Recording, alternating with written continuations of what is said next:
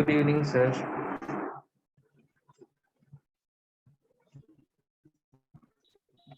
Good evening, sir.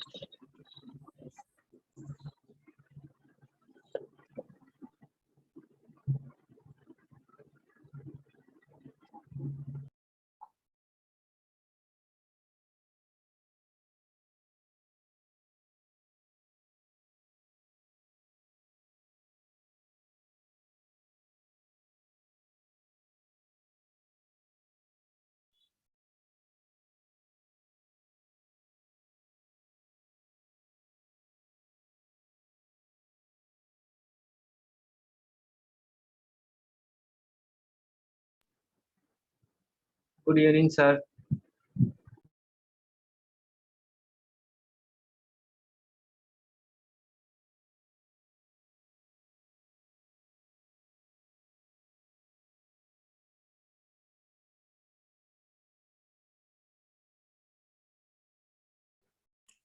Good evening. Good evening.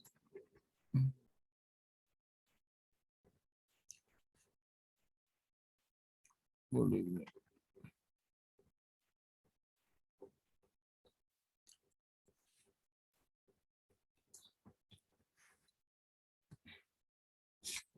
तो बेटा कल हम लोगों ने पैरेलल प्लेट कैपेसिटर किया था।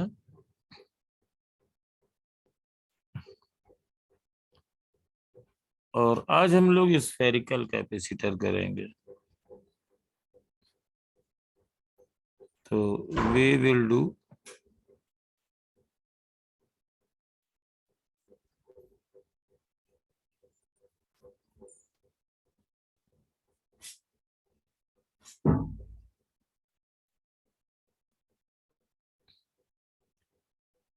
spherical capacitor.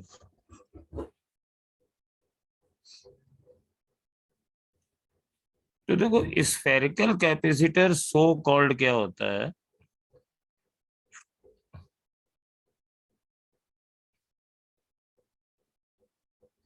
सो कॉल्ड की बात बता रहे हैं।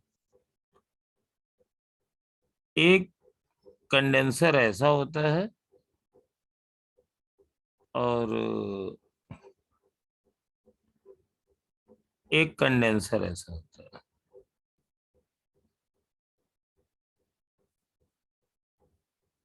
तो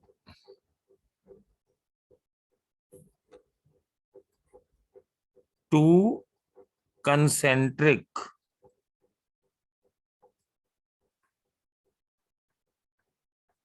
conducting spherical thin shell।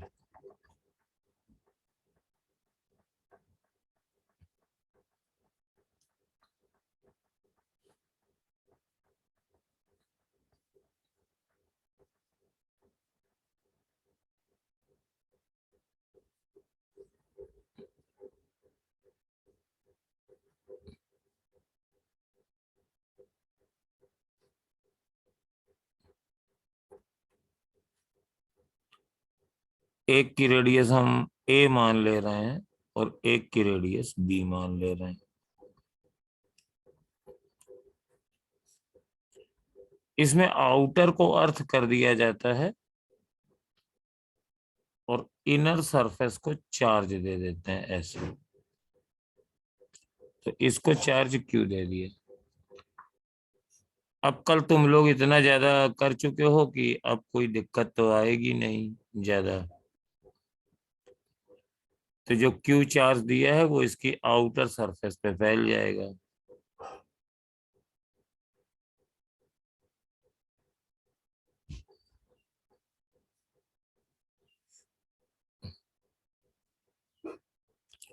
इधर अंदर वाली इनर सरफेस पे कोई चार्ज नहीं रहेगा। और अगर ये प्लस क्यू है तो आउटर शेल पर ये माइनस क्यू चार्ज आ जाएगा।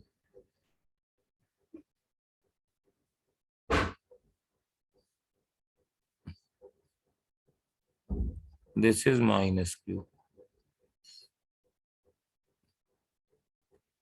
इधर कोई चार्ज नहीं रहेगा और इधर चार्ज नहीं रहेगा। इसको हम ऐसे प्रूव कर सकते हैं कि इसका पोटेंशियल 0 होना चाहिए, क्योंकि ये अर्थ है। तो सपोज आउटर सरफेस पे चार्ज x है, तो अगर हम यहाँ पे पोटेंशियल 0 करें, तो इस जगह पोटेंशियल अगर 0 है, तो यहाँ पर अंदर वाली चार्ज की वजह से पोटेंशियल 1/4πε0 Q अपॉन यहां से यहां तक की डिस्टेंस b, और बाहर वाली चार्ज की वजह से Q चार्ज -Q इस पे है, x इस पे है, तो plus 1/4πε0 -Q plus x upon b equal to 0 करें तो x इज इक्वल टू 0 आ जाएगा। अब यहाँ बहुत इंटरेस्टिंग बात यह है कि अगर हम इलेक्ट्रिक फील्ड निकालते हैं, तो इलेक्ट्रिक फील्ड इधर भी 0 होगी और इधर भी 0 होगी। गौसला लगा के निकाल के देख सकते हो। तो इलेक्ट्रिक फील्ड सिर्फ इस बीच वाले रीजन में होगी, लेकिन ये रेडियल होगी, just like parallel plate capacitor में ये इलेक्ट्रिक फील्ड हमारे पास यूनिफॉर्म होती थी, ये यूनिफॉर्म नहीं है। अगर सेंटर से x डिस्टेंस पर आप इलेक्ट्रिक फील्ड निकालिए, तो यहाँ पे गॉसियन सरफेस लो, स्फेरिकल सिमेट्री है, तो E into 4πx² is equal to inside charge खाली Q है अपॉन ε0।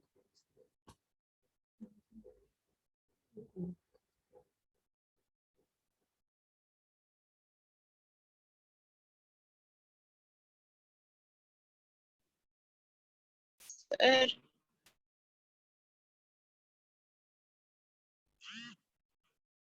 हाँ बोलो बेटा। सर ये हमेशा रेडियली आउटवर्ड होगी। हाँ, जैसे अंदर वाले कंडक्टर पे अगर नेगेटिव चार्ज होगा तो भी। नहीं, अगर अंदर निगेटिव चार्ज दे दोगी तब पॉजिटिव चार्ज बाहर आ जाएगा, तब तब ये इनवर्ड हो जाएगी।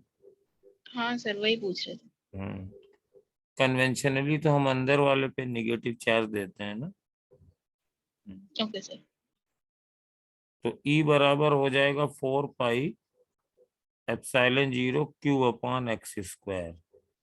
अब बेटा ये इलेक्ट्रिक फील्ड दी हुई है, तो इन दोनों प्लेट्स के बीच में पोटेंशियल डिफरेंस जरा निकालो। Potential difference between inner shell and outer shell, ये कितना होगा? इसका ज्यादा होगा। तुम इसको इंटीग्रेट करके भी निकाल सकते हो। जैसे यहां से यहां तक पोटेंशियल डिफरेंस निकालना है, तो पोटेंशियल डिफरेंस को निकालने का एक तरीका तो ये है कि जो फॉर्मूला रहता है -ER/dr इंटीग्रल A से B is equal to VB minus VA। तो यहां से -Q/4πε0। अब यहाँ पे ये R² है, और इंटीग्रेट करेंगे तो -1/r A से B, that is VB minus VA। तो यहां से ये माइनस माइनस प्लस हो जाएगा, और VB माइनस VA हो जाएगा Q/4πε0 1/b माइनस 1/a, तो ए बी और a माइनस बी। मुझसे शायद कुछ माइनस प्लस की गड़बड़ हो गई है, मैं ए से बी चला हूं, तो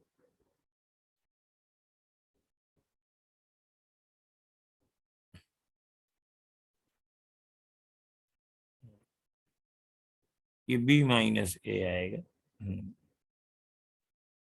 अच्छा हाँ, ये वी बी माइनस बी ए निकला है, ठीक है।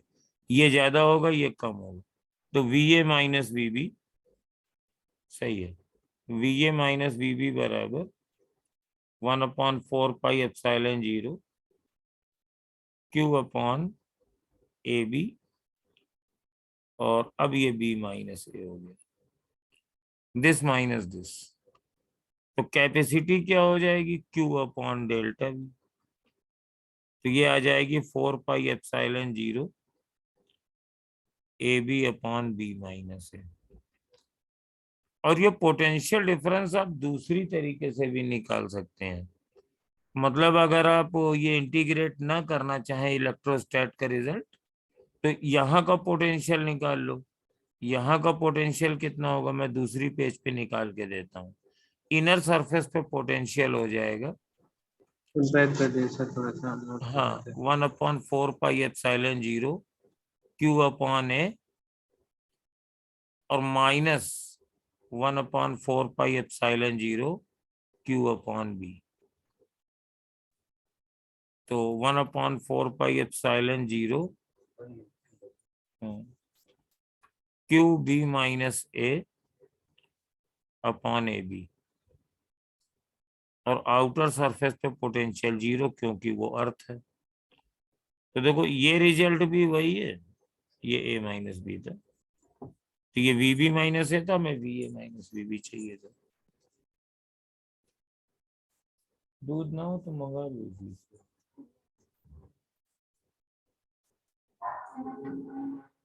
तो q b minus a upon a b, और अगर चाहो तो ऐसे भी निकाल सकते हो, इस तरीके से।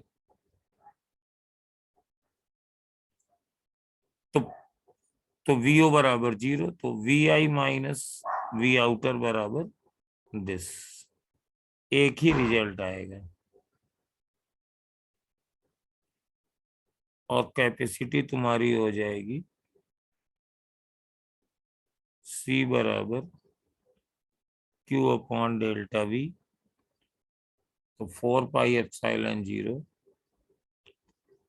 ए बी अपॉन बी माइनस।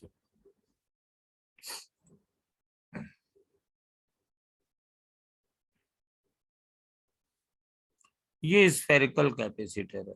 अब इसमें क्या करते हैं, जो कल कोई बच्ची बोल रही थी, इसमें तरह तरह से केस करते हैं। तरह तरह से केस कैसे करते हैं, बैक कर दीजिए थोड़ा, हाँ लो लो, देखो देखो। 2 पेज। सर मेरे को एक चीज पूछनी थी। हाँ पूछो। सर जो हम लोग का पेपर में सिलेंड्रिकल कैपेसिटर आ सकता है? नहीं, मुश्किल है, फॉर्मूला याद कर लो सीधे कि फार्मूला याद कर लो, हम करवाएंगे नहीं, उसे छोड़ देंगे। सर एक बार और बैक कर दीजिए। Please sir. एक्चुअली आने का तो ये है ना कि तुम्हें डिफिनीशन एनसीईआरटी ने पढ़ा दी है कि कंडक्टर की कैपेसिटी क्या होती है और कैपेसिटर की कैपेसिटी क्या होती है। कैपेसिटर का मतलब क्या होता है, दो कंडक्टिंग फेसेस आमने सामने रख दो, एक को अर्थ कर दो, और उनके बीच में पोटेंशियल डिफरेंस निकाल दो, तो चार्ज अपॉन पोटेंशियल डिफरेंस कर दो। इसमें वो पूछने को तो कुछ भी पूछ सकते हैं, लेकिन सर बैक कर अकॉर्डिंग टू दीजिए दिस थोड़ा सा। सिलेबस पूछना नहीं चाहिए। अकॉर्डिंग टू सिलेबस पूछना नहीं चाहिए, बस ये है। अब यहाँ पर ये सब क्वेश्चन बड़े फेमस हैं, इसलिए मैं बता रहा हूँ। जैसे मान एक लीजिए बार कि और सर, हैं, सर थोड़ा सा बैक कर दीजिए वाला। ये वाला कि और पीछे वाला? और ये एक बार और सर। जी तो ये तो पहले ही पेज था आज का, और बैक है ही नहीं। जी जी। पहला पेज ये है, दूसरा ये।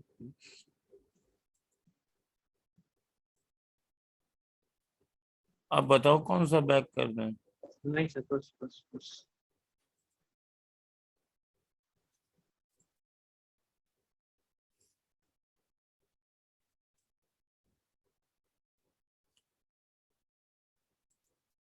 अब ये कहते हैं कि ये मान लो एक कंडक्टर है। अब ये कल किसी ने पूछा भी था, और एक और बना दिया ये।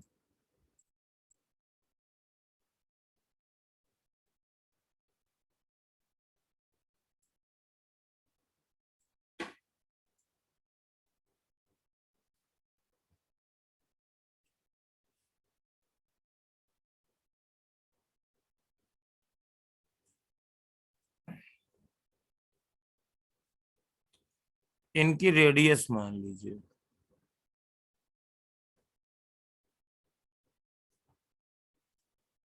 ए और बी।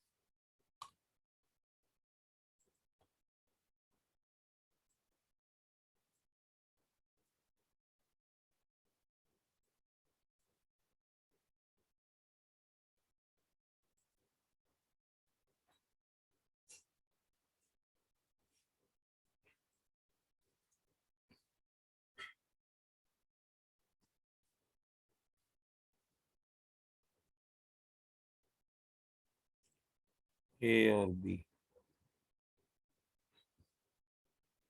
और सपोज इसको कुछ चार्ज दे दिया हमने एक्स, इसको चार्ज दे दिया वाई।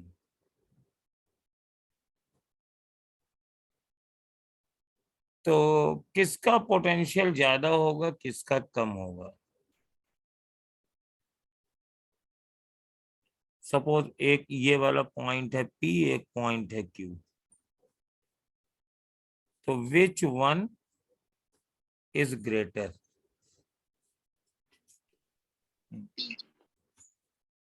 VP and VQ।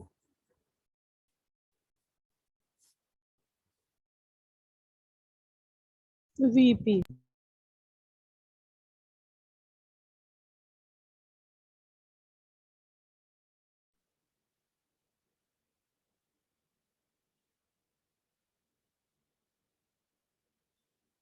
वो एक्स और वाई से डिसाइड होगा शायद।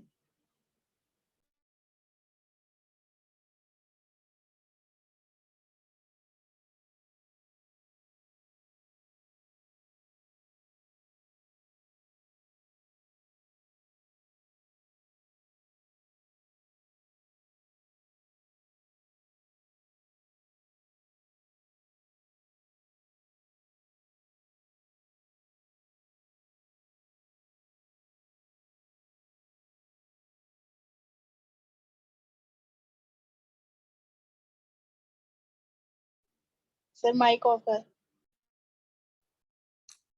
VP बराबर K(X)/A प्लस K(Y)/B।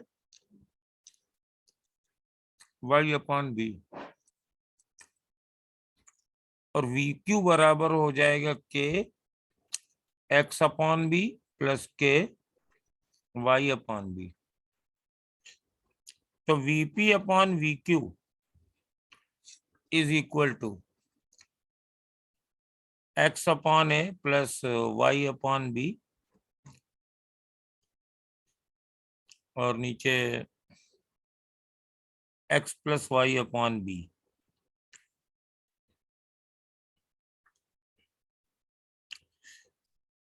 तो बी से ऊपर नीचे मल्टीप्लाई कर दें अगर,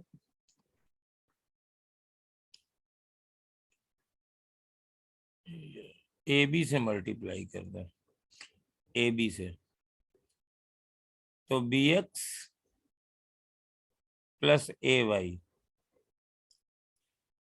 ए बी से इसको इसको करेंगे a times x plus y. तो क्लियरली ये डिपेंड करेगा कि एक्स कितना है वाई कितना है। तो ये कोई जरूरी नहीं है कि वीपी ही ज्यादा हो या वीक्यू ज्यादा हो, और एकदम जनरल है, एक्स पॉजिटिव और निगेटिव भी हो सकते हैं, है ना। अब मान लीजिए कि अगर हमने इन दोनों को ऐड कर दिया, ये सेकंड केस, सपोज हमने इन दोनों को जोड़ दिया ये ऐसे,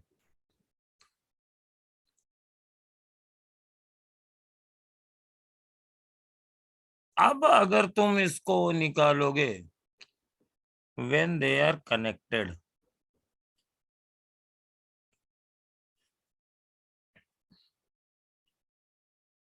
तो हमेशा वीपी की वैल्यू वीक्यू से ज्यादा होगी।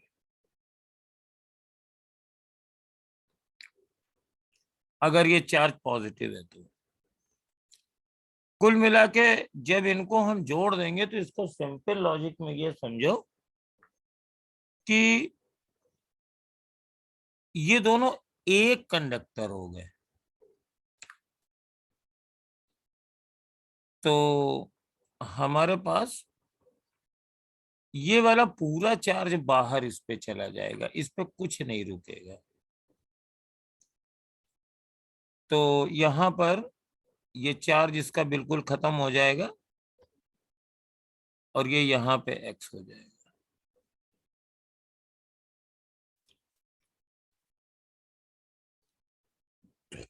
यहां कोई चार्ज रुक ही नहीं सकता। अब अगर ये जो कंडीशन है ये तुम्हारी इस बात पे डिपेंड करती है कि चार्ज कैसा है,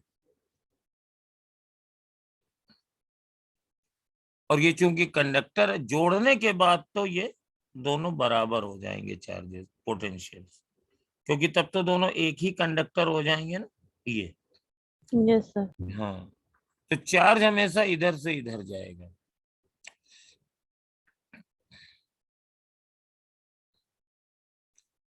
तो इसकी कैपेसिटी अब हो जाएगी 4πε0 इंटू बी। मतलब ये लगभग बेकार हो गया है बिल्कुल, क्योंकि जो भी चार्ज दोगी, अंदर को दो बाहर को दो, वो सब इसकी आउटर सरफेस पे चला जाएगा, क्योंकि इन सब जगहों पे पोटेंशियल जीरो होना है। तो जब इनको आपस में जोड़ देंगे तो ये रहेगा। अब इसका एक थर्ड केस भी देख लो।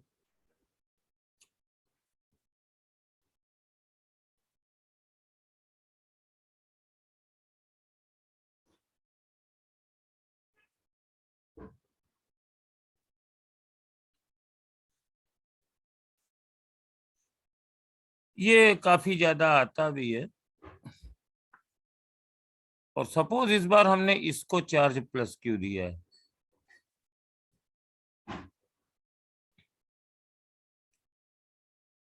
और इस अंदर वाले को अर्थ कर दिया है, रेडियाइज वही है, अंदर वाले की ए बाहर वाले की बी।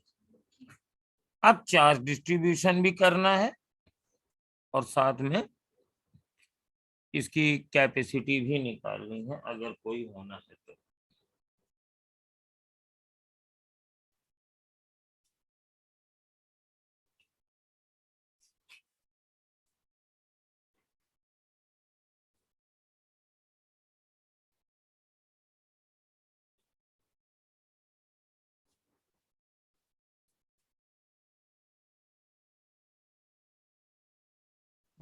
इनर सरफेस पे चार्ज तो 0 हो जाएगा, आउटर पे क्यू चला जाएगा, अंदर वाले का -Q। पोटेंशियल इस बार 0 हो जाएगा। अच्छा, आप लोग पहले चार्ज डिस्ट्रीब्यूशन करो।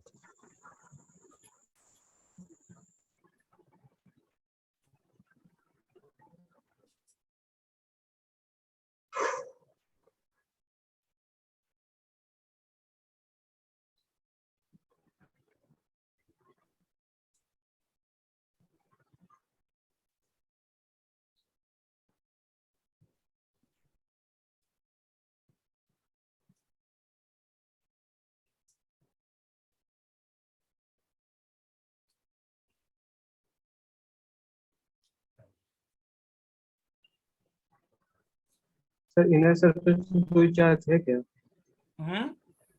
नहीं। इनर वाले पे कोई चार्ज हम्म, नहीं है? हम्म, अंदर अंदर सब चार्ज 0 हो जाएगा हर जगह, बाहर ही चार्ज होगा सर।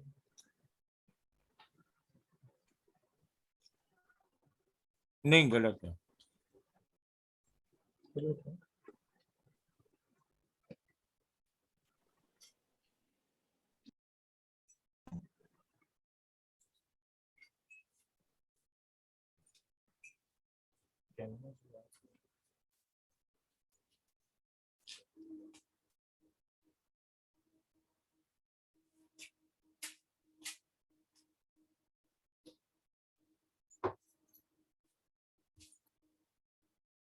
वहाँ काहे जा रही है?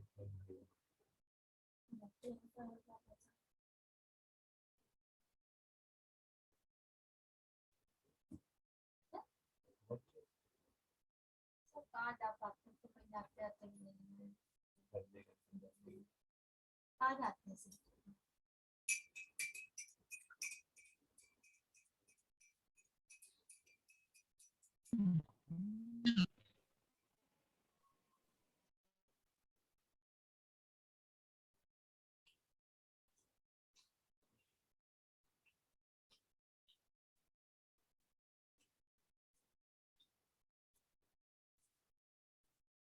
सर नहीं आ रहा है। सर इनर स्फीयर के आउटर सरफेस पे भी होगा चार्ज ना?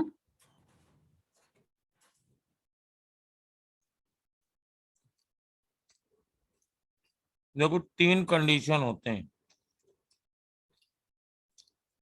यहाँ पे इलेक्ट्रिक फील्ड 0 होनी चाहिए, यहाँ 0 होनी चाहिए।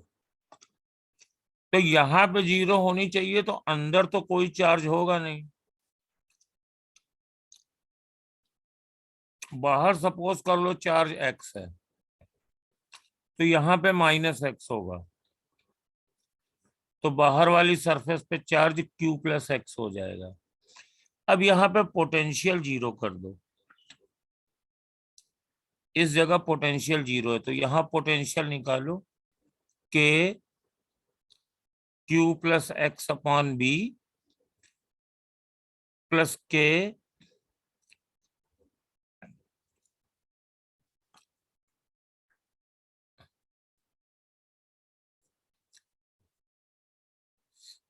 x/a is equal to 0। तो q + x/b is equal to -x/a।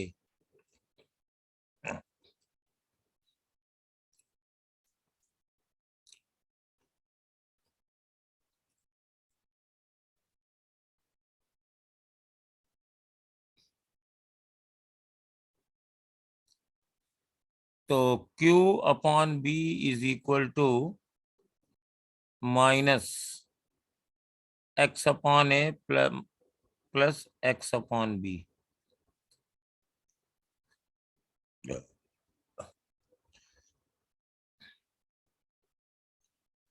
तो q/b is equal to -ab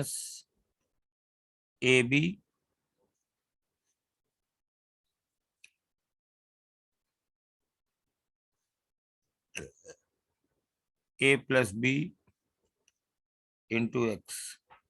ये b से b कट गया, तो x is equal to -q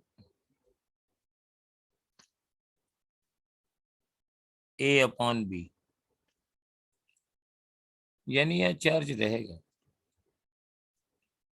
देख लो, इस कैलकुलेशन को सही कर लो, देख लो कहीं गड़बड़ ना हो। हैं? सर डिनोमिनेटर में a प्लस बी होगा ना। हाँ,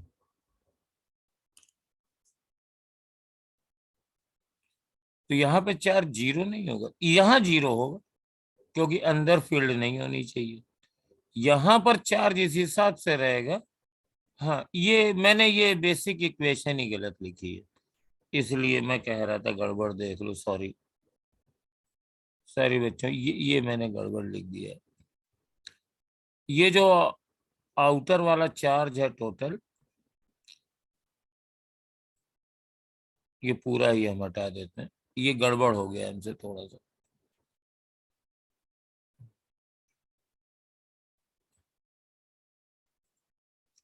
ये जब यहाँ पे पोटेंशियल लिख रहा था मैं यहाँ पे, तो इस पे पोटेंशियल इस प्लेट की वजह से वही होगा। तो इसका चार्ज बेटा क्यू है। मैंने बाहर वाला चार्ज तो लिया, अंदर वाला नहीं लिया। टोटल चार्ज तो इस पे क्यू ही है। तो minus q upon b plus k x upon a equal to 0। तो x is equal to minus a upon b into q आ गया। ये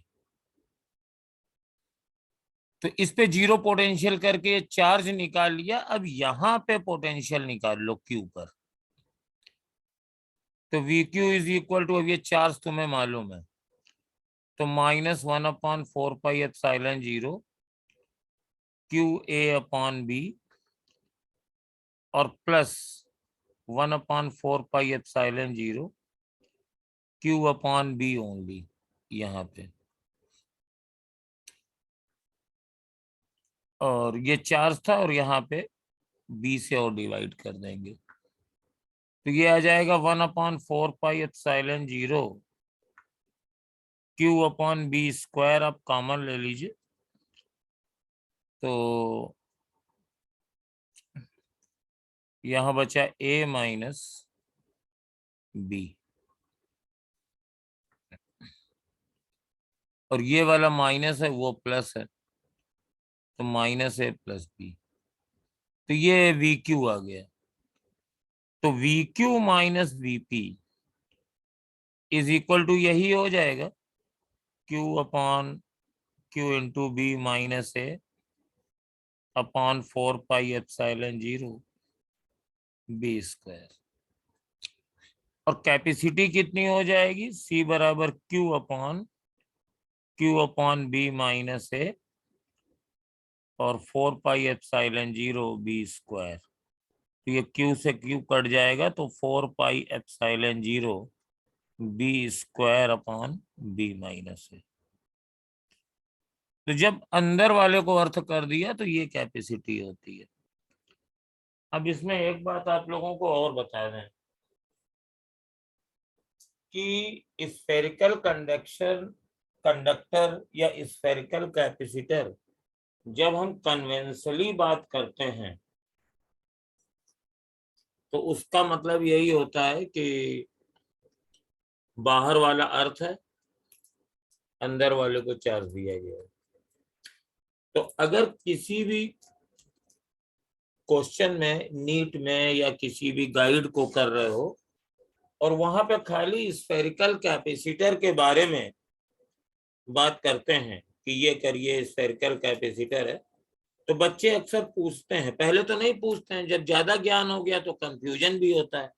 तो कहते हैं स्फेरिकल कैपेसिटर है तो अंदर वाला प्लेट अर्थ है कि बाहर वाली प्लेट अर्थ है। तो यहाँ पे हमेशा याद रखिए कि स्फेरिकल कैपेसिटर में डिफिनीशन है कि वो बाहर वाली अर्थ होती है, यानी उसकी capacity 4πε0 AB upon A minus b होती है।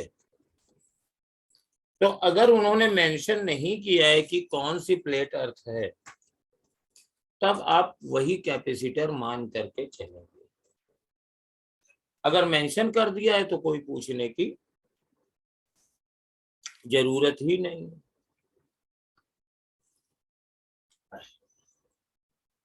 तो ये मैंने तीनों केस करा दिए।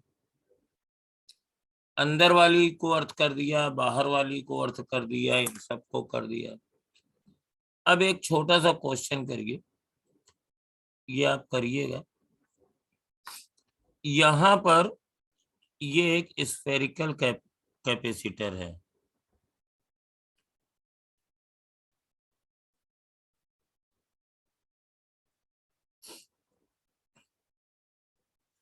तो ये मान लिया दो मान आ दिए, इसकी रेडियस ए है, इसकी रेडियस बी है। एज यूजुअल बाहर वाला अर्थ है। इलेक्ट्रिक फील्ड इस तरीके से है। तो इस कैपेसिटर को अगर हम क्यू चार्ज दे दें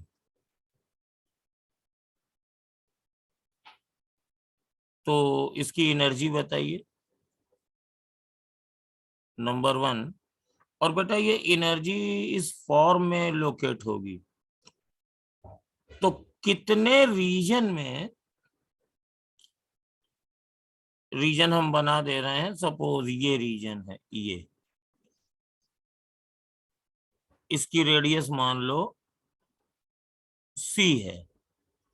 तो सी की वैल्यू पता करनी है कि इस रीजन में एनर्जी, टोटल एनर्जी की हाफ हो। तो इस सी की वैल्यू कितनी होगी, ये।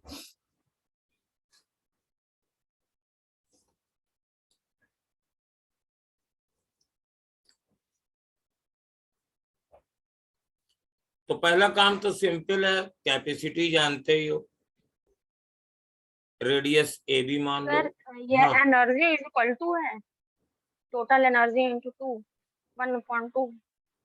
हाँ, टोटल एनर्जी मतलब ये एनर्जी इतने वाले रीजन में होगी ना जितने में इलेक्ट्रिक फील्ड होगी।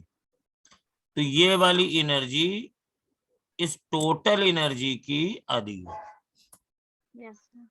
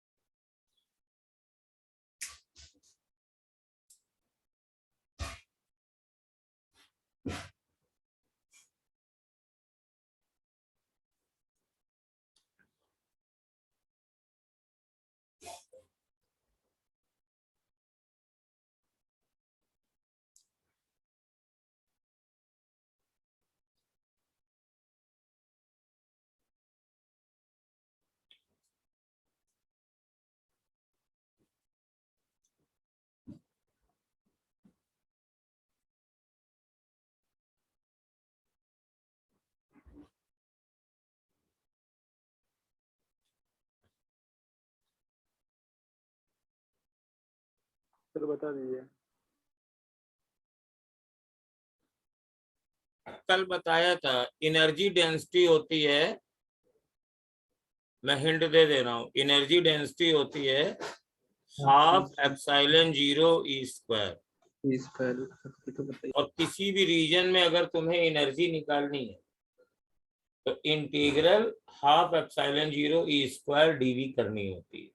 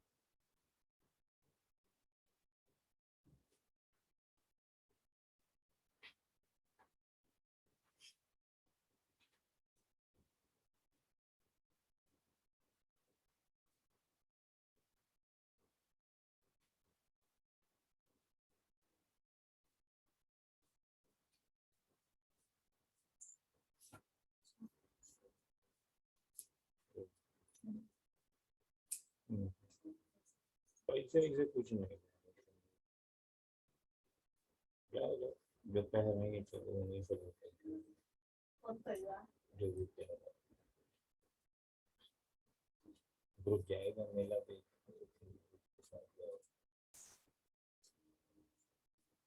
ले 100 रुपए ले लो।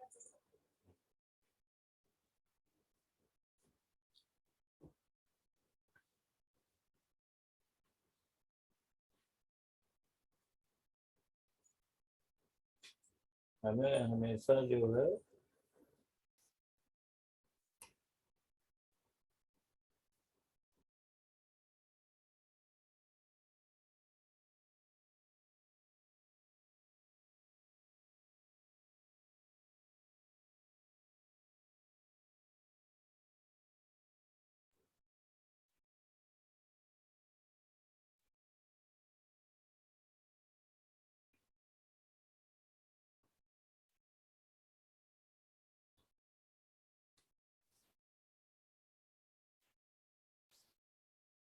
देखिए इसको ऐसे करिए, ये जो कैपेसिटर है यहां से x दूरी पर इलेक्ट्रिक फील्ड निकालिए, तो वो बहुत सिंपल है, वो आ जाएगी Ex बराबर Q अपॉन 4πε0 x स्क्वायर।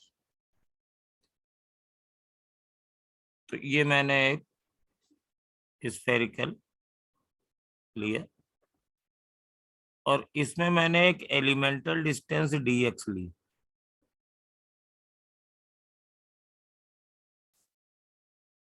तो ये dx इज वेरी स्मॉल और इतना स्मॉल है कि इन सब में इलेक्ट्रिक फील्ड यही मानी जा सकती है। तो इतने रीजन में इलेक्ट्रिक फील्ड हो जाएगी। अब मैं एनर्जी को U लिख दे रहा हूं। ये तो इलेक्ट्रिक फील्ड है, ये सही था। और एनर्जी को मैं du लिख दे रहा हूं। तो हाफ एप्सिलॉन 0 E स्क्वायर, तो इसका स्क्वायर कर देंगे, Q square upon 4πε0 x square का होल स्क्वायर इनटू इतने रीजन का वॉल्यूम 4π x स्क्वायर dx। अब तुम्हें ये एनर्जी निकालनी है फ्रॉम, यहां से एनर्जी शुरू होगी A to C। तो du को जब इंटीग्रेट करेंगे A to C, तो इस पूरे रीजन में ये एनर्जी निकल आएगी और ये पूरी एनर्जी की आधी होनी चाहिए। और पूरी एनर्जी कितनी है? Half Q square upon C। तो हाफ Q स्क्वायर अपॉन इसकी कैपेसिटी कितनी है? 4πε0 AB और B माइनस A। ये मेरे पास इक्वेशन बना। अब कई चीजें इसमें कट जाएंगी। कौन कौन सी चीजें कटेंगी? देखो, ये Q स्क्वायर, पूरा Q स्क्वायर कट जाएगा बाहर जाके, ये हाफ कट जाएगा बाहर जाके, 4π स्क्वायर, तो एक 4π इधर है और ये 4π का स्क्वायर नीचे है, तो ये पूरा कट गया। एप्सिलॉन 0 इधर से कट गया, इधर से कट गया, एक ऊपर से कट गया। तो मेरे पास अब बचा क्या? सर हाँ, राइट साइड में 1/2 भी तो रहेगा। तो इधर से कट जाएगा ना 1/2। सर वो अच्छा, तो एक वाला हाफ रहेगा। हाँ ठीक है, ये टोटल एनर्जी थी, उसका आधा, हाँ हाफ रहेगा। अब देखिए यहां से A to C, अब ये x स्क्वायर है और ये x स्क्वायर की पावर 4 है, तो x की पावर -2 dx, और ये बना तुम्हारा 1/2 1/a - 1/b।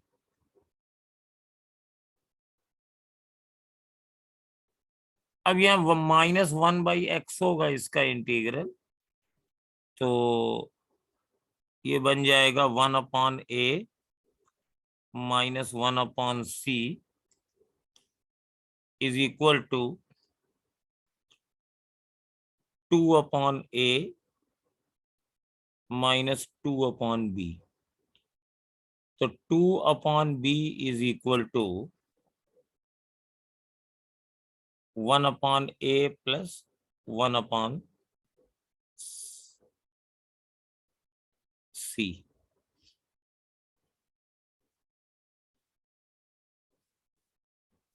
अब देख लो ये c की वैल्यू क्या होगी, निकाल सकती हो आसानी से।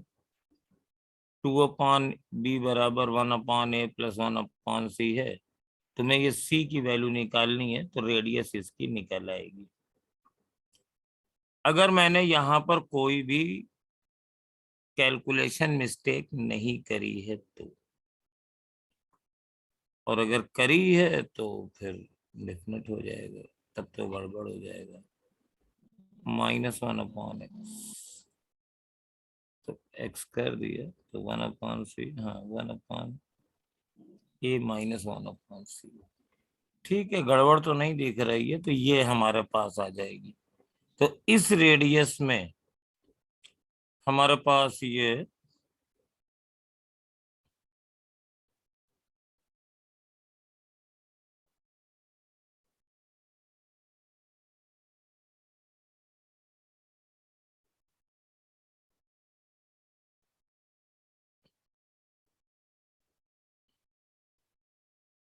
हाँ, इस रेडियस में यहां से c की जो भी वैल्यू आएगी उसमें टोटल एनर्जी की आधी एनर्जी इन्वॉल्व हो जाएगी।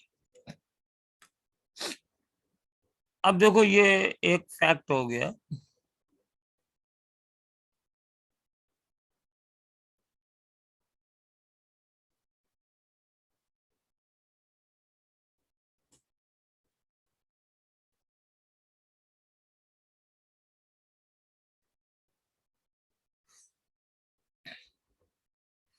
हाँ, ये किसी ने सही बताया है, मैंने गड़बड़ कर दिया है। ये देखिए, ये गड़बड़ हो गया है, बहुत ही बेवकूफी वाली गड़बड़ करी है मैंने।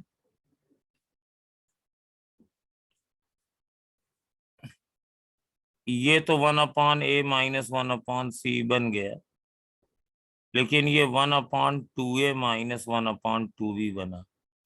ये मैंने न्यूमरेटर में लिख दिया था।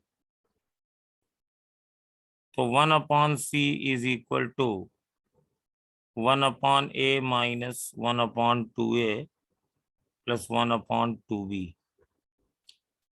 तो ये 2/c बराबर 1/a प्लस 1/b आ जाएगा। वही कुछ गड़बड़ हो रहा था। तो c बराबर हो जाएगा 2ab/a प्लस b, यानी ये इसका हार्मोनिक मीन है। अब ये सही आंसर है, बिल्कुल सही है, यही आता भी है। ये जो 2 नीचे था ये ऊपर चला गया था, तो आंसर गड़बड़ आ रहा था। ये 1/2a - 1/2b है, तो इट इज द राइट।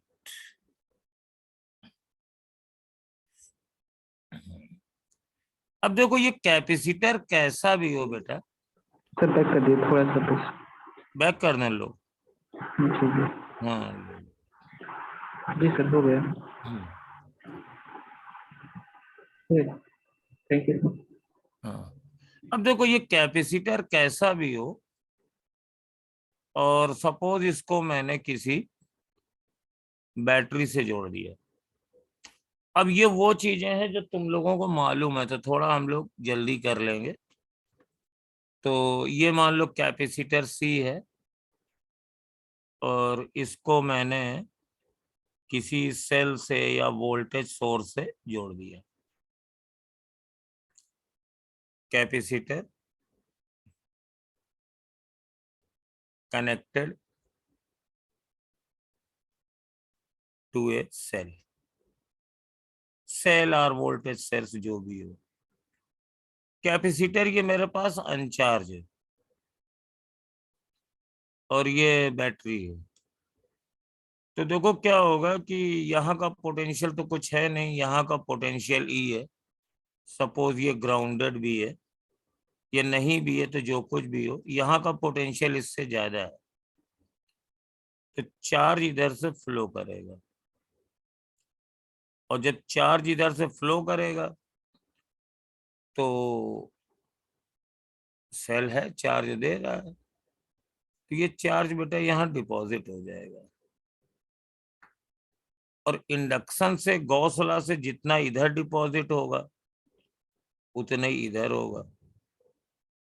और ये वाला चार्ज अर्थ है, यहाँ कोई चार्ज हो नहीं सकता है, तो इस पे ये चार्ज आ जाएगा। फिर जब ये चार्ज आ जाएगा तो इस समय इसके पास पोटेंशियल हो जाएगा Q/C, जो आप जानते हो। तो अब ये वाला पोटेंशियल इस वाले पोटेंशियल से अभी भी कम है, तो ये और चार्ज बहेगा, तो ये धीरे धीरे चार्ज बढ़ना शुरू हो जाएगा, है ना। और जब यहाँ का पोटेंशियल इस पोटेंशियल के बराबर हो जाएगा तो ये चार्ज का फ्लो बंद हो जाएगा। ये चार्ज इधर से ऐसे जा रहा है और इधर से ऐसे आ रहा है। तो जब हम कैपेसिटर को किसी भी सेल से जोड़ते हैं, when we connect a capacitor to a cell, current flows initially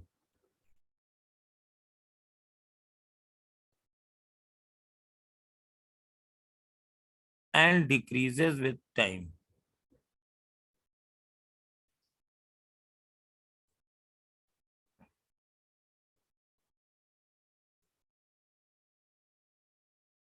And goes to zero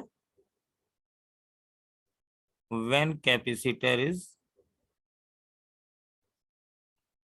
fully charged. जब ये पूरी तरीके से चार्ज हो जाएगा, तो फुल चार्ज की कंडीशन में कैपेसिटर का वोल्टेज Vc बराबर इस वोल्टेज सोर्स का वोल्टेज के बराबर हो जाएगा, यानी कैपेसिटर पे चार्ज आ जाएगा C/E, और कैपेसिटर की एनर्जी हो जाएगी 12 CE²। और इस काम को होने में बहुत ज्यादा देर नहीं लगती है, बहुत जल्दी ये काम हो जाता है। और इसकी हम लोग सर्किट में एक ट्रांजिएंट एनालिसिस भी करते हैं। तुम लोगों ने एक फार्मूला पढ़ा होगा, Q बराबर Q0 1 - e⁻⁻T/RC। Yes sir. तो ये जो इक्वेशन है वो इसी टाइम के लिए है। तुमने जैसे ही ये बैटरी जोड़ी तो शुरुआत में चार्ज करंट फ्लो करी, करंट डिक्रीज होती रही, इसका चार्ज बढ़ता रहा, पोटेंशियल बढ़ता रहा, अल्टीमेटली फाइनल करंट 0 हो गई।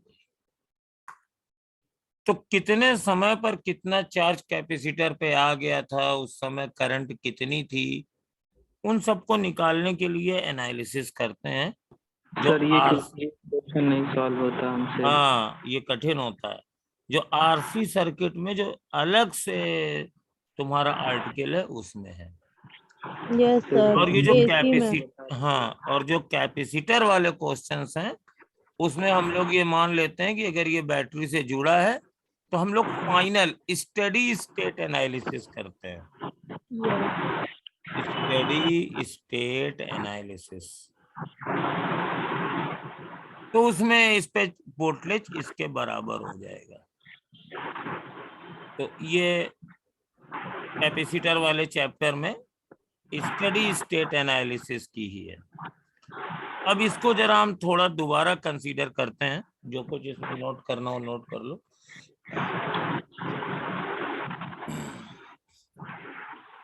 सर ये वाला इक्वेशन सॉल्व कर मैनुअल तरीके से बता दीजिएगा सॉल्व करना। ये तो अगले टेस्ट में आ रहा है ना असल में,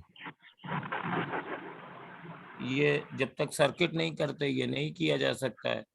तो इस चैप्टर में तो है नहीं, ये अगले वाले चैप्टर में है, तो उसमें इसकी डिटेल एनालिसिस कर देंगे। अभी तो बस इतना याद रखना है। अब इसमें और क्या करना है, तो ये जैसे एक कैपेसिटर है C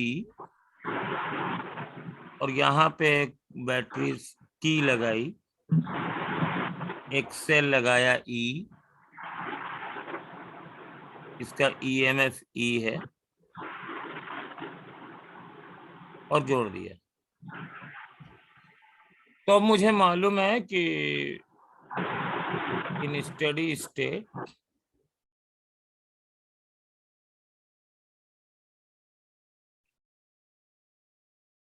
voltage across capacitor is E, charge across capacitor is C into E, with जो पॉजिटिव बैटरी से जुड़ी हुई है वो पॉजिटिव है, ये नेगेटिव है, और energy is equal to half CE²। ये इंटरनल एनर्जी है इसकी। अब यहां पर देखो फिजिक्स की स्ट्रेंथ दिखाते हैं। इस कैपेसिटर को सिस्टम मानो, consider capacitor as a system and apply thermodynamics first law. तो थर्मोडायनेमिक फर्स्ट लॉ क्या होता है, Q माइनस W बराबर डेल्टा U।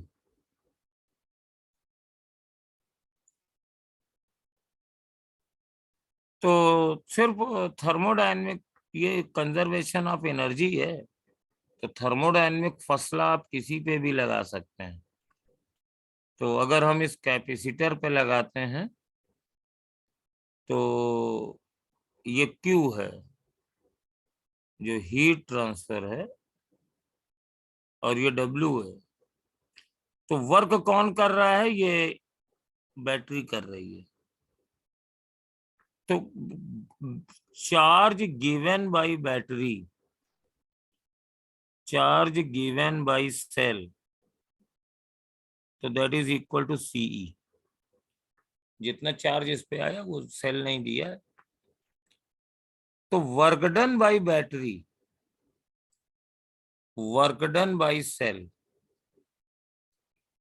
तो ये हो जाएगा CE²। आपने पढ़ा होगा कि EMF बराबर W/Q होता है, W अपॉन चार्ज फ्लो। तो चूंकि ये सिस्टम ने तो किया नहीं है, सिस्टम पर एक्सटर्नल एजेंट ने किया है, तो माइनस और ये माइनस, ये CE² करेंगे।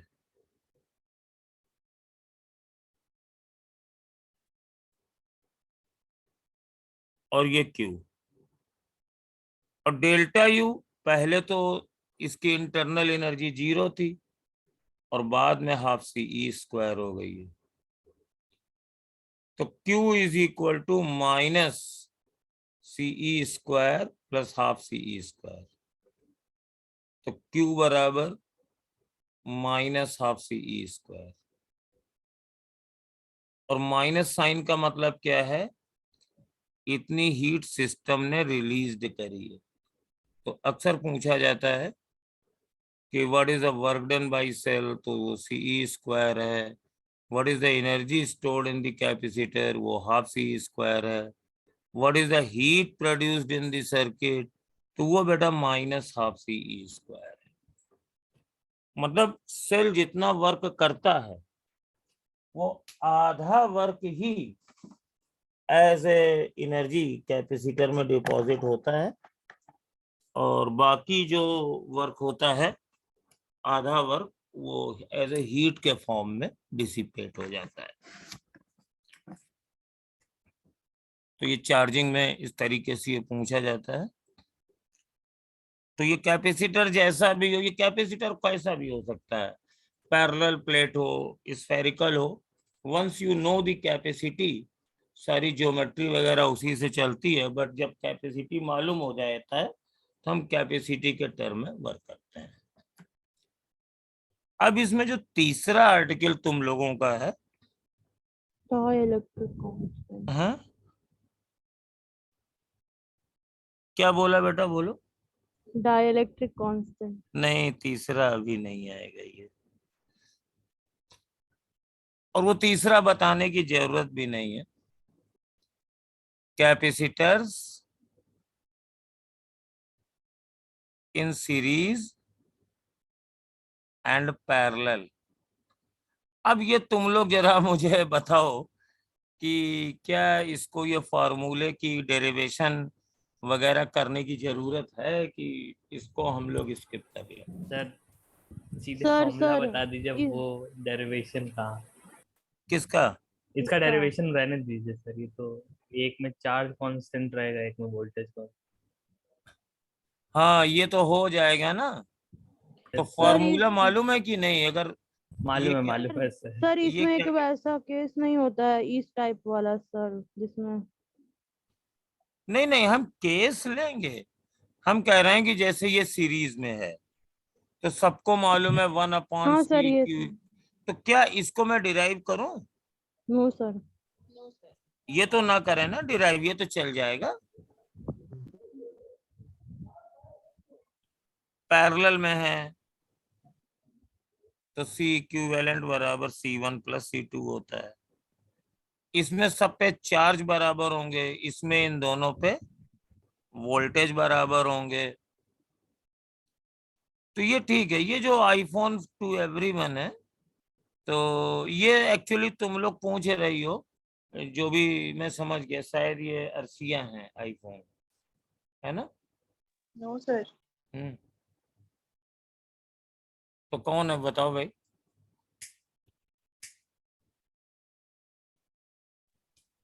सर वो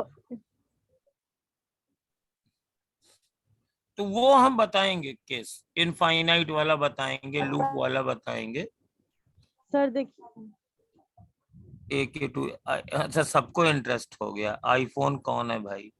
ठीक, सर जो इस टाइप वाला नहीं रहता है, हाँ स्नेहा है, ठीक है, हाँ इस टाइप वाला सर दे देता है, इस ये ऐसा सब हम वाला। बताएंगे, ये सब हम बताएंगे। यस मेरा सर। कहने का मतलब था क्या हम इन फॉर्मूलों को डिराइव करें, no sir.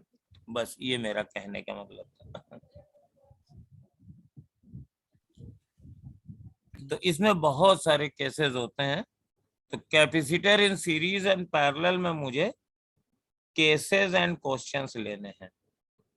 Yes sir.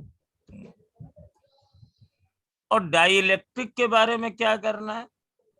Sir dielectric में देखो कब देखो, के एक चीज हम तुम लोगों को बता दे रहे हैं, डाइइलेक्ट्रिक के बारे में एनसीईआरटी में काफी ज्यादा थ्योरी लिखी हुई है ना? मीन टाइम वो थ्योरी आप स्किप कर दो, क्योंकि बेटा वो लीनियर डाइइलेक्ट्रिक और ये और वो कभी आई नहीं है। डाइइलेक्ट्रिक का जो हमें काम पड़ता है वो डाइइलेक्ट्रिक हम आपको बता रहे हैं। देखिए, ये मान लीजिए हमारे पास एक पैरेलल प्लेट कैपेसिटर है, कैपेसिटर विद डाइइलेक्ट्रिक। अब उसमें यह भी लिखा है कि डाइइलेक्ट्रिक दो तरीके से होते हैं, एक पोलर होता है, एक नॉन पोलर होता है, लेकिन दोनों की वर्किंग अलग है लेकिन काम एक ही। तो मान लो ये एक पैरेलल प्लेट कैपेसिटर है और इसमें मैंने बीच में एक ये डाइइलेक्ट्रिक स्लैब इंट्रोड्यूस कर दी जिसकी थिकनेस T है और डाइइलेक्ट्रिक कांस्टेंट K है। ये कैपेसिटर था, ये डिस्टेंस D मान लिया। तो देखो यहां पर होगा क्या, तो कुछ चीजें याद कर लेना। ये डाइलेक्ट्रिक के बारे में इतना जान लोगे तो सारे क्वेश्चन आ जाएंगे। जैसे मान लो ये कोई इलेक्ट्रिक फील्ड E है,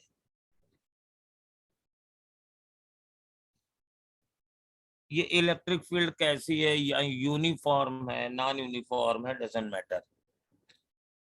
और इसमें मैंने कोई एक डाई इलेक्ट्रिक बॉडी रख दी, ये डाई इलेक्ट्रिक है।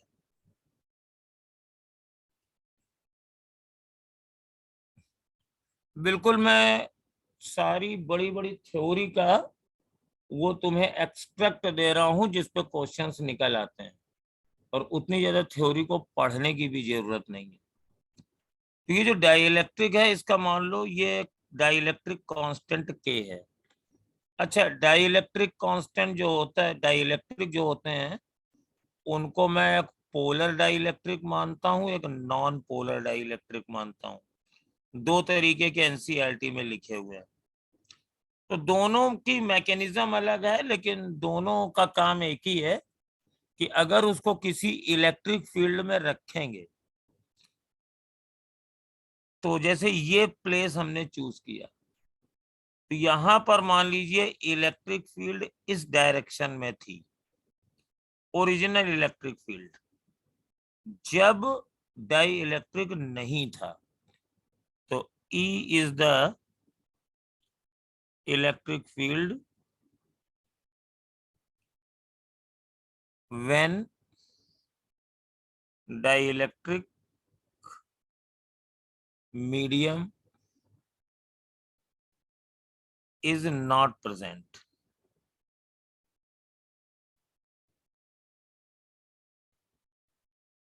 और E by K electric field इसी डायरेक्शन में रहेगी, लेकिन थोड़ी सी कम हो जाएगी। एवरीवेयर अगर यूनिफॉर्म है तो सब जगह E रहेगी, सब जगह electric field E by K हो जाएगी। और अगर नॉन यूनिफॉर्म इलेक्ट्रिक फील्ड है तो जिस जगह जितनी होगी, जिस डायरेक्शन में होगी, उसी जगह पर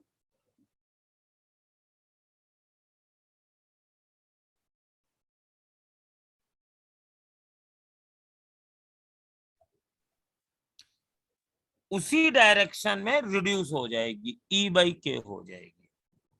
तो ये है electric field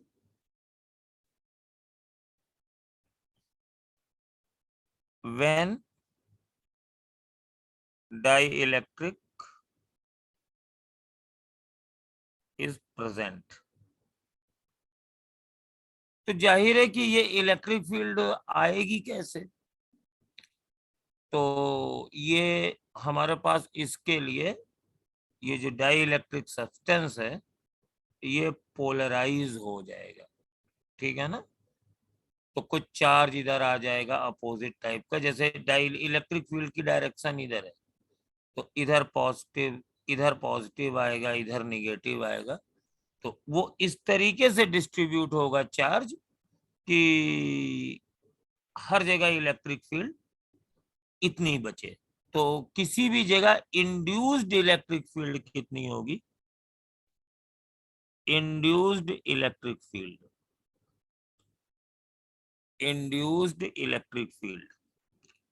that is E minus E by K। तो that is E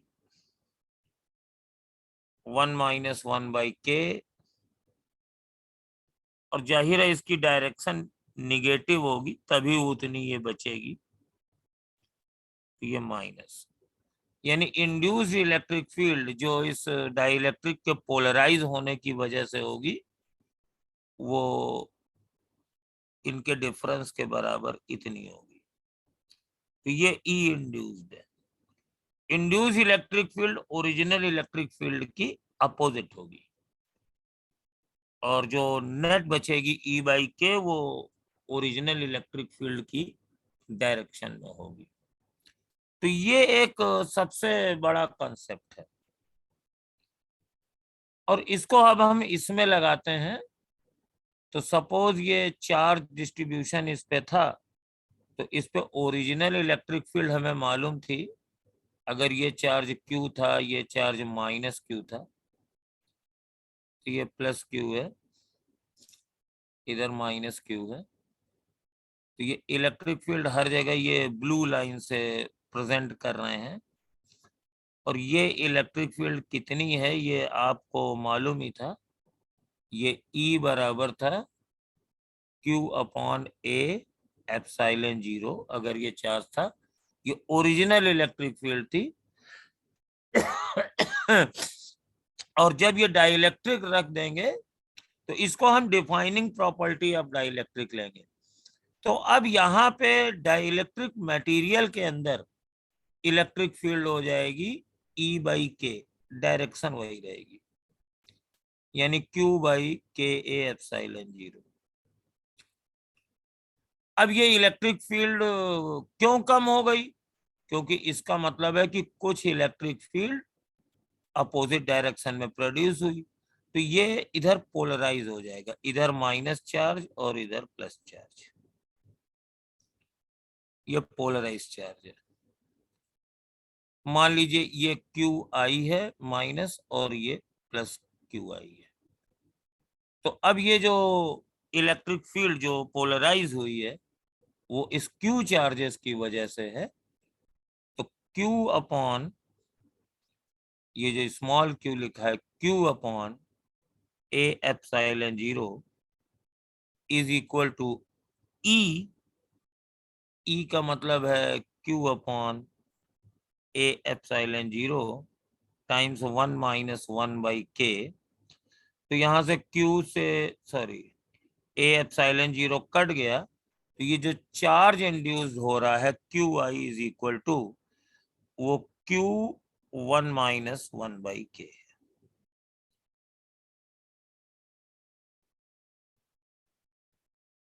तो ये मेरे पास डाइइलेक्ट्रिक की थ्योरी है ना।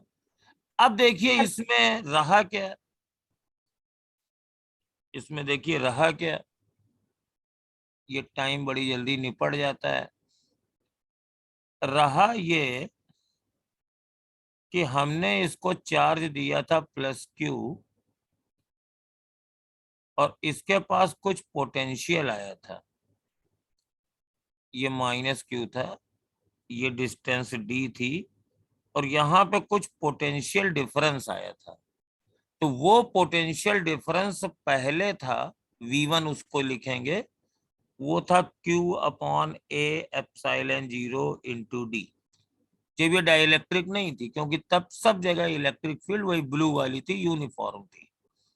लेकिन अब ये जो बाहर वाला रीजन है इसमें इलेक्ट्रिक फील्ड वही है, कितनी है? ओरिजिनल वाली। ये इलेक्ट्रिक फील्ड E है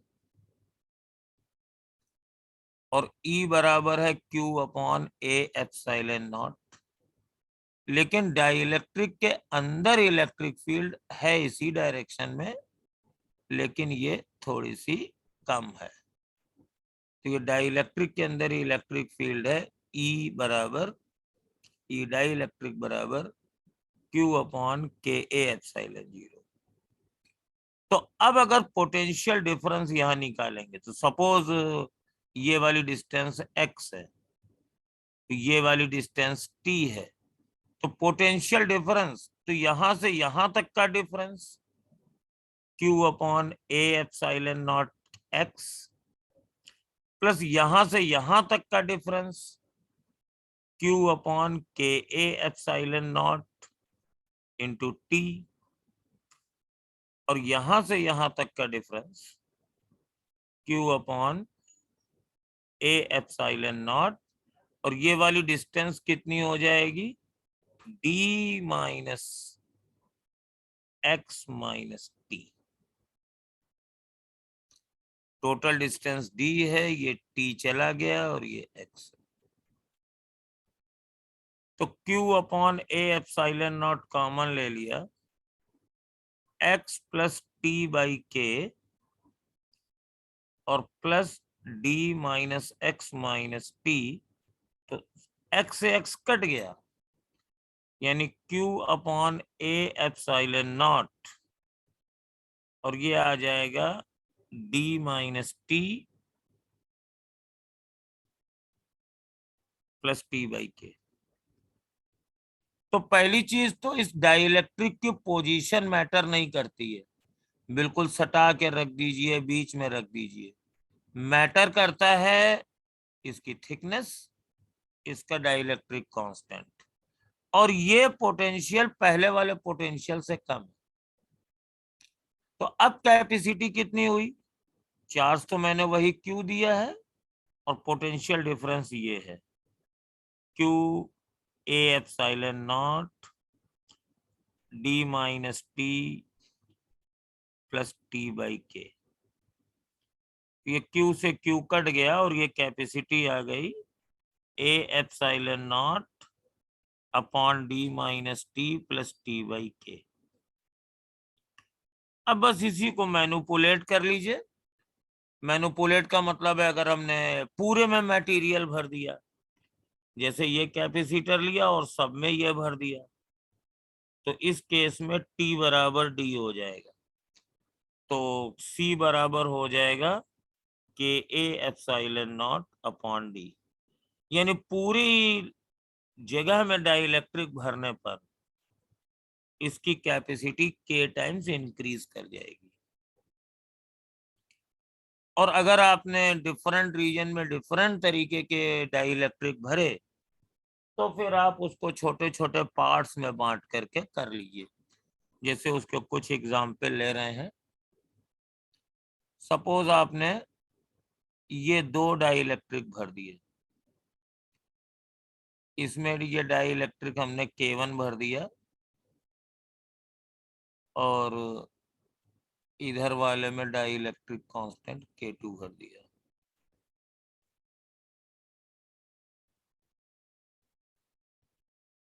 और कहा अब क्या कैपेसिटी होगी। ठीक है, निकाल लेते हैं। पहले कैपेसिटी थी A epsilon not upon D, और सपोज ये इस तरीके से D/2 दो पार्ट्स हैं, तो बेटा ये 2 कैपेसिटर मान सकते हो। ये दोनों कैपेसिटर सीरीज में है। सर क्लास है कितने बजे से? 6:30 से। इसकी है? डीबी से। अच्छा ठीक है, मैं फिनिश करता हूँ। ओके, फिर इसको कल देखेंगे। थोड़ा स्क्रीन बैक कर दीजिए प्लीज। हाँ, कर रहा हूँ। अब थैंक यू सर। थैंक अभी यू बेटा सर। PDF भेज दे रहे हैं ना, स्क्रीन जी share. Yes sir. Thank you sir.